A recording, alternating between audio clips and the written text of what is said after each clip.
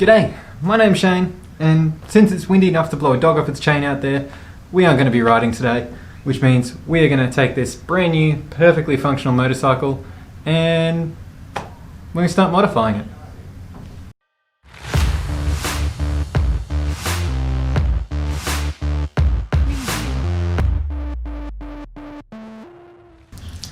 In all seriousness, there are some seriously gale force winds happening outside, which means it is not the weekend for riding. On top of that, this thing is getting dangerously close to needing its first service. It's that ride we went on in the last video put me pretty close to over the Ks, and it's a little while before I can get it into the dealer, which means if I want to keep my warranty, I probably shouldn't take it out this weekend and put another 500 Ks on it.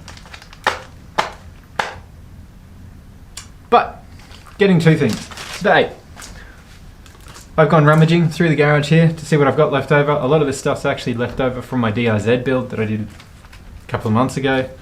I've got myself a lovely LED headlight that I believe should fit just in place of the stock headlight.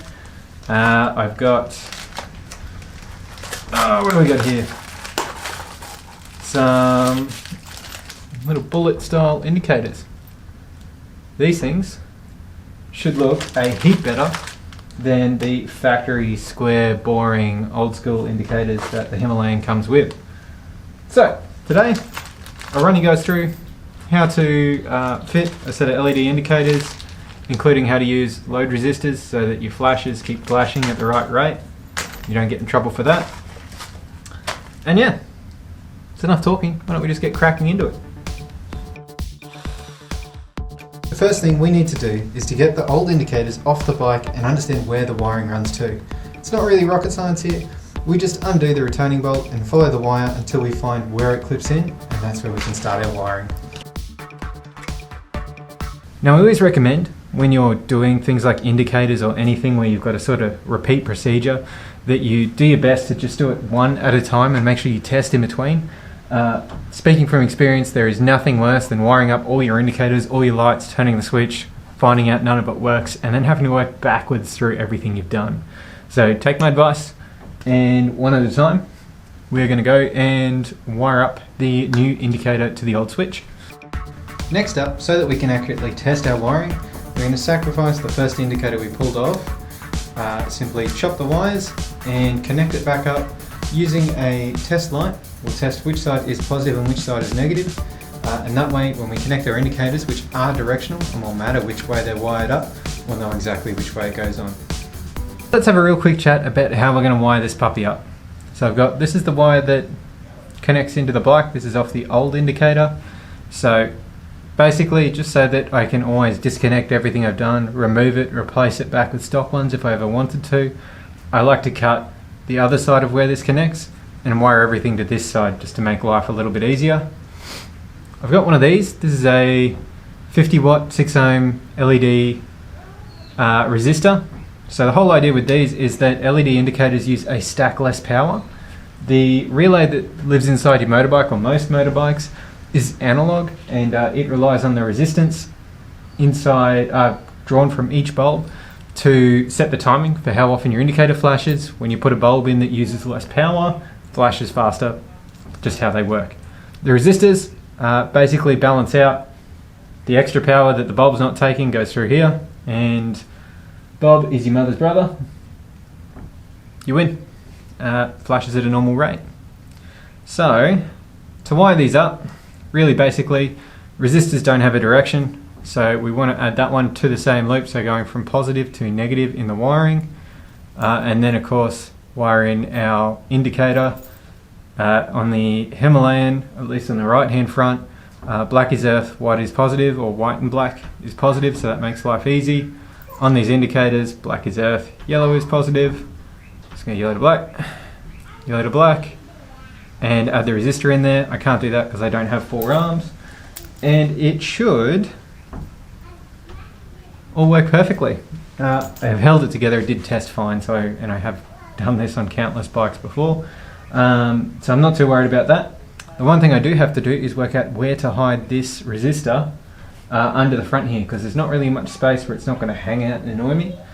So I'm going to have a little think about that, and we will cut to some action of wiring, soldering and all the rest. Oh, little tip for young players: fit your indicators, wire them up on the bike. All too often you end up wiring them out here on the test bench, which is nice. It makes it way easier for wiring.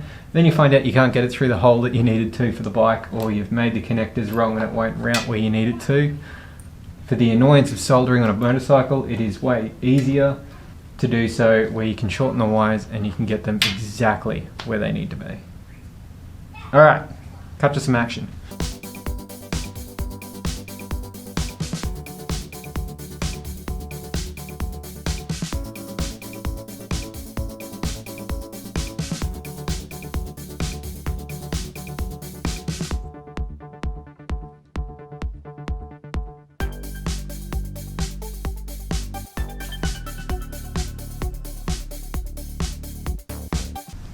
And there you have it. That is how you do LED indicators with a resistor. So we've still got a headlight to do, and I've actually still got the other 3 indicators to do. Look, I'm going to go ahead and do those ones off camera because you don't need to be bored watching me do the same thing again and again. I'll make sure I include a couple of clips just to cover off exactly what the wire colors, which ones are positive and negative, if there's anything that I run into in the next couple of minutes. But I will smash through that one, and then we'll get on a headlight. Real quick update on that one. So for indicator 2, which in my case is the left hand front, the wiring's a lot tighter, but it's exactly the same story. White positive, black negative, nice and easy there. You guys can follow steps for the first one to do that. For the rear, if you're specifically doing this on a Himalayan, whatever we call it, you actually have to unbolt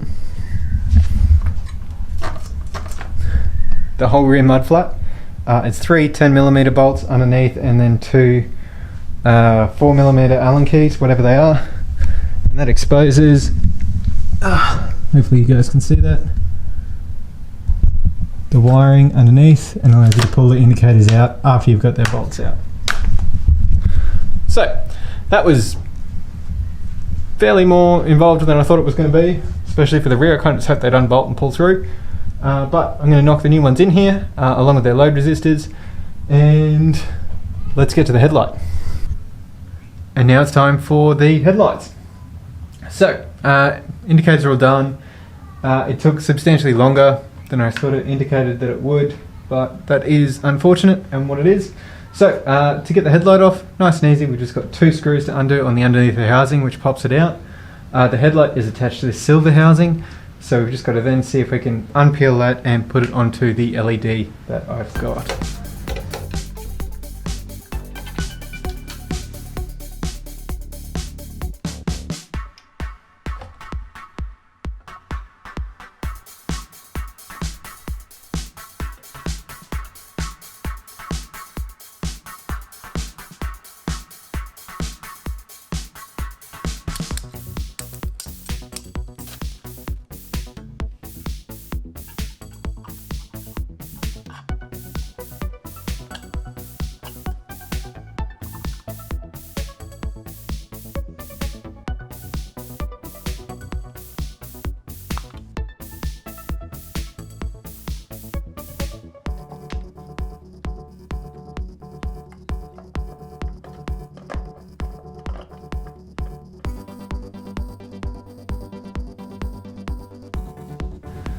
So that's a wrap. New headlights on, indicators are on. I'll do a little walk around and show you guys what that looks like. Might as well play that while I'm talking. Look, overall this project, it only cost me $20 for the indicators. They're the legal E-marked ones. I'll put a link below. I think this headlight back in the day cost me about $30 for a pair. So I do still have a spare one. Look, major advantage of this, it was only a couple of hours to fit everything up. The core advantage of LEDs is kind of obvious. The bulb life on these things is massively longer than that of an incandescent bulb, and on top of that they chew a bit less energy. Now in the case of the indicators, because I've got a resistor there, they chew the same amount of energy. The headlight, however, should pull half the amount of current, especially when I first flick on the bike of a morning. This is an EFI bike. The fuel pump turns on when I turn on the ignition. The headlight turns on, and all that draining energy out of the battery that I can't use in the starter motor to start the bike If you've got an Enfield, you know they can be a bit funny to start on cold mornings, might need a few ticks over. So because of that, it was really important to me to make it as energy efficient on startup as I could. That pretty well wraps up this video. Look, if you found it helpful, why not help me out? Share this with a friend. Like, subscribe, do all the things. Next time we're going to be back, we are going to be working on some rider comforts. So fixing up the lean angle that I have on the bike because I'm a lanky person, and maybe a set of panniers. I'm not really sure at the moment, so we'll find that one out in the next episode. And I hope you guys enjoyed it. Speed safely. I'll see you in the next one. Peace.